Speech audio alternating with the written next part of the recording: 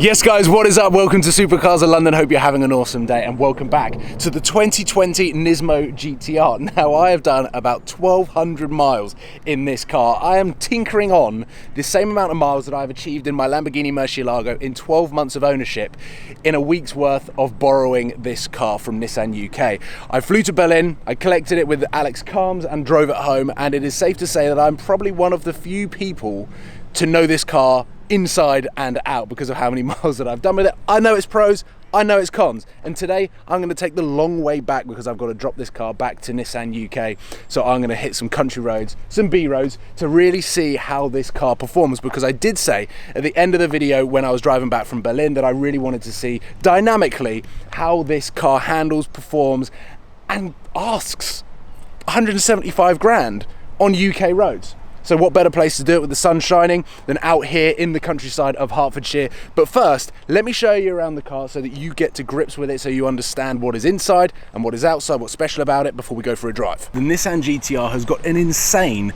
cult following of people that appreciate and love the fact that this started life as a cheap supercar slayer, the answer to everyone's prayers, so that they could enjoy supercar performance and incredibly fast speeds, but for a very, very low price point. Now, with a cheaper price tag, you will know that there are a couple of cost-saving methods inside the car that the Nissan has. On the outside, there is a hell of a lot of exposed carbon fiber, lovely weight-saving wheels, and the carbon ceramic brakes, which kind of hide the fact that when you spend a lot of time in this car, there are a lot of things. Uh-oh, the keys are inside. But that door's locked. We could be locked out of the car. Don't get stung by the stinging nettles. Okay, for you. Right, inside the car, we can see that we've got cheap locks there. We've got these really frustrated window controllers here, because when you're driving, you have to actually weave your hand over this door handle bit just to get them, which is quite frustrating. And then fairly cheap there. We've got these things which are quite cheap as well. Let's sit inside this car so you get an idea. We'll start it up. Don't know why the windscreen wipers are going, but you can see it's not 2020 visuals, and then you get greeted by Nissan Connect here, which when you start playing around with some of the screens, it hasn't changed in a fair few years. I mean, it's incredibly basic. Now, apart from the Recaro seats, which are very comfortable over mid to short distance journeys, there is a lot of Alcantara, which is lovely. We've got an Alcantara dash here and also on the roof lining as well. But when you start the car up and you hear everything mechanically turning over and you start to hear that V6 idle, you realize, does it really matter what the technology is like inside? Because Nissan is all about the pursuit of ultimate driving pleasure. So really, it's about how the car should drive, and Nissan have done some incredibly clever things to make this car even more updated, even more nimble, and even better around the track. We don't have a track today, but I'm going to make damn sure that these B roads out here get a taste of what the 2020 Nismo GTR is like.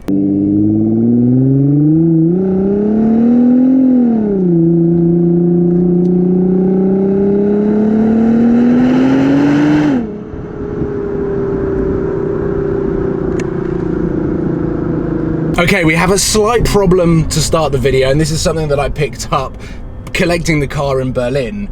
Obviously we need the windows up for ultimate audio for the video. However, we don't have aircon in this car.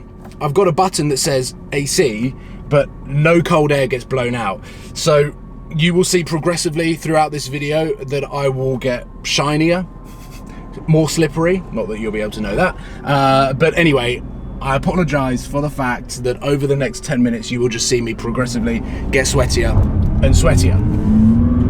So I'm in manual mode, I'm in R mode with the drivetrain driver setup here, but I've got the suspension in comfort mode. I've been told that on the UK roads that's probably going to be the best mode for it, and I've left traction fully on. The tyres are warm, so hopefully we won't have any brake of traction and it won't detract away from the experience.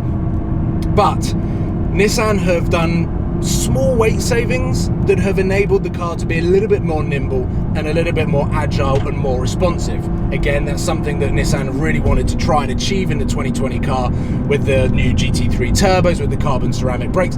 The carbon ceramic brakes cold have have quite a weird feel to them, but they definitely work. They work better than older carbon ceramic brakes. They work better than my Murcielago carbon ceramic brakes, which you would expect 10 years worth of technology and development putting into a car like this. The car does still weigh around 1,700 kilos, which is incredibly heavy for a track car. And that's where Nissan's magic comes back into place. The Nissan GTR is known, when it was launched, to be the supercar slayer. It was all about incredible physics and engineering to give the car the maximum amount of grip to be able to put the power down. And obviously over the last 10 years, all sorts of customers have modified the car, they've gone crazy with the car, and you get to see the actual potential of what Nissan have built. It's Godzilla, it's the supercar slayer, and at the price point that it started at, around 70 grand, you can buy them now for 35, 40,000 pounds. It's an insane bargain, bang for your buck, smiles per mile. You can't get much better than a Nissan GTR. However, this 2020 Nismo GTR with GT3 tech, all sorts of clever Nismo bits on the car, is £175,000. The 2020 Nissan GTR, the bog standard one, is £82,000. So there is a huge price gap between this and a regular Nissan GTR. So let's find out what the fuss is all about.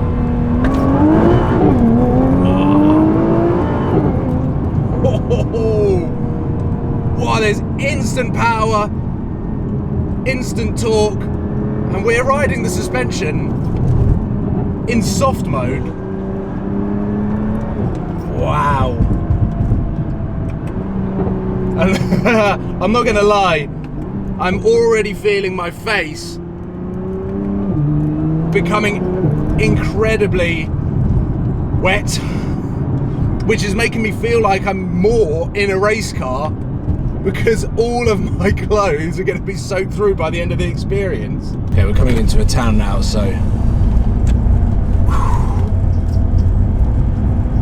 I can get some air into the car. Oh my god.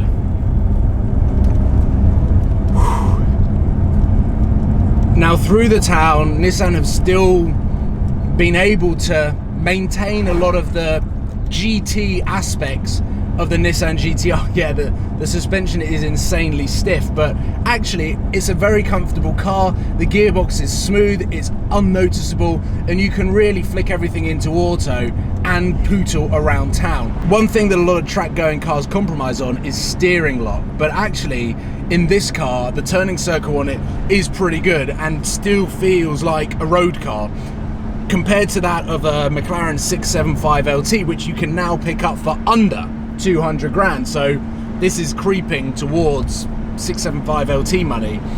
That turning circle is one of the worst cars I've ever experienced. I haven't quite experienced the 600 LT, but I can't imagine it's much better. But I have a feeling that we're going to hit national speed limit very soon, which means windows go up.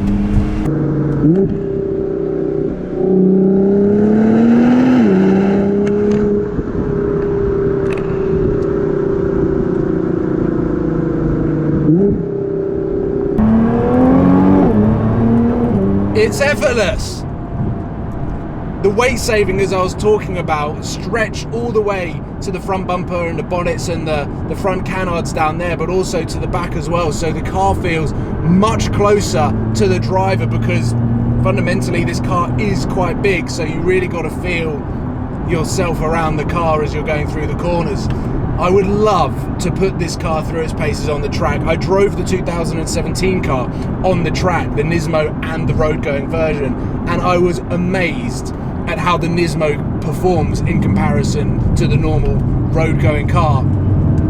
The steering's incredible, the braking is just relentless and so powerful, and Nissan say that this car is all about total balance. So it's got 600 brake horsepower and they've put brakes into the car to deal with 600 brake horsepower. The aero is to deal with 600 brake horsepower. So if anyone's going to go and buy a Nismo GTR, this is the ultimate track toy. This is the ultimate track toy. You can't start funneling more power into the car. You can't get more power out of the car, because then you're going to have to start changing the aero, you're going to have to start changing the weight, you're going to have to start changing the brakes to make sure that you're not compromising any other attribute and characteristic of the car, which is an important thing to touch upon, because Nissan say that this is the most complete GTR that they've ever produced. And why they say that it is a pursuit to the ultimate driving pleasure is because they believe there is no perfect car. So this is their journey of trying to achieve the ultimate driving car. Back in 2009, when the Nissan GTR first came out, it was destroying Lamborghinis and Ferraris and Porsches. It was the supercar slayer. It was Godzilla. But the price point made it so attractive because it was so accessible to people that couldn't afford supercars. So people were able to get that supercar feeling out of a car that was half the price of all of the supercars. So the Nissan GTR had an air of magic and myth around how it was able to physically bend our minds as drivers to be able to achieve the performance that it was doing in front of the likes of the Italian supercar manufacturers. They were toying, they were mocking what Ferrari, McLaren, Porsche, Lamborghini were able to build with £200,000 supercars. So that is why the Nissan GTR, in my eyes, is so special. But then we move on to the Nismo GTR, the 2020 Nismo GTR, £175,000. The 2020 Nissan GTR is £82,000. So it is over double the price for this. But the real kick in the balls I feel for Nissan, and why I said in the video I wouldn't spend my money on this. I would buy a second-hand 2017 Nissan GTR for 60 grand. I think that's amazing value for money. I wouldn't spend £175,000 on one of these, because for £179,000 you can go to Romans International and buy a McLaren 600 LT.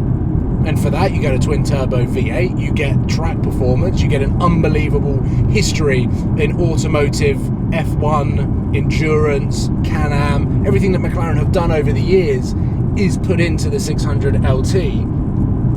And it's also the price difference between the road and the track car, because a 570S is 145 grand plus options. The 600 LT is 180,000 pounds plus options. So there's only a £35,000 increase, a £45,000 increase in price. Look at the Lamborghini, 180 grand for a Huracan 610-4, 215 grand for the Performante.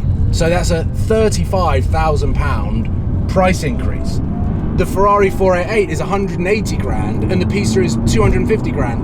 Slightly more, but the car's more expensive. So how do Nissan justify a price tag of 82 grand for the normal one and 175 for this? I just don't see the value in this car, which is why I said I wouldn't spend my money on it. I'm sorry to the GTR fans, but at 60 grand 2017 GTR, now we're talking. I'll see you soon guys, take care, goodbye.